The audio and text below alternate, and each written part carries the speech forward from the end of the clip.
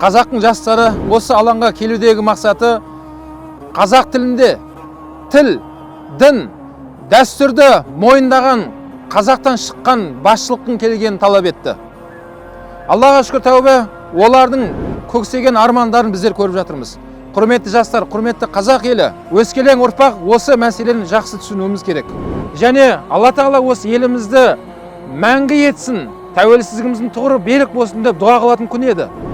Құрметті қазақ елі, тәуелсіздігіміздің 30 жылдық мерейтойының қарсаңында тұрмыз. Мемлекетіміз дәл осы күні бірнеше күн демалыс жарияланды.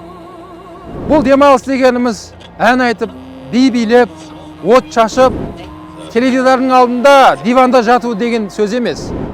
Бәлкім осы күні аға апаларымыз қан берді, жан берді, солардың рухтарына